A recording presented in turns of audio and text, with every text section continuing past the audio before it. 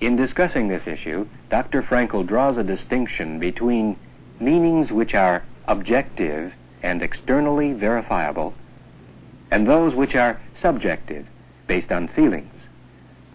According to Dr. Frankl, only subjective meaning is found in the drug-induced experience. For instance, those that are made available in a state of intoxication by LSD may well wind up in the same way as the animals that had been used by Olds and Milner in California for their self-stimulation experiments. That is to say, they inserted electrodes into the deeper centers of the brain of rats, and whenever the electrical current was closed, evidently these animals experienced something such as sexual orgasm or else the satisfaction of taking in food.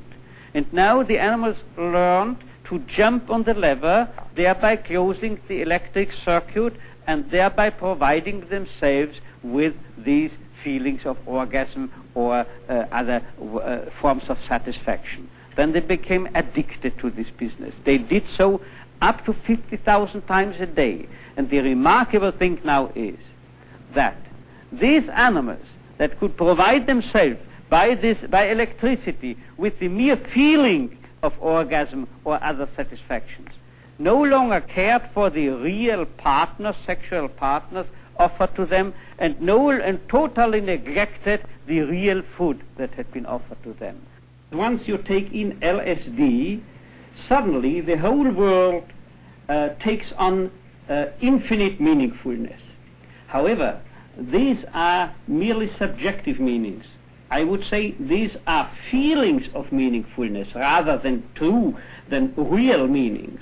And the danger is that those youngsters who resort to this subjective feelings of meaningfulness, these youngsters are threatened to bypass and neglect those meanings, those objective meanings which are in wait for them, which are in store for them out there in the world rather than within their own psyche. Caught in the existential vacuum, in the existential despair, in the despair over the apparent meaninglessness of life, they resort to subjective meanings and then neglect the objective meanings that are still available but neglected by them. The journey of life is a life task to be performed and to be achieved, and not simply a subjective feeling. Right. Not just an adventure in terms of sensations, but an adventure in terms of unique potentialities. Once we have actualized a potentiality, we have rescued it into the past, where from nothing and nobody can ever rob us. It has become a reality forever, for eternity. But the same also holds if we have neglected and bypassed it, then the potentiality, not having been actualized, is past forever, is lost forever. This constitutes our infinite responsibleness. Of course, nobody is capable of fully actualizing each and every potentiality, and thereby he becomes, in a certain sense, in an existential sense, he becomes guilty. However, this guilt belongs to the condition, to the human condition, is inescapable, and we have to confess to our fallibility.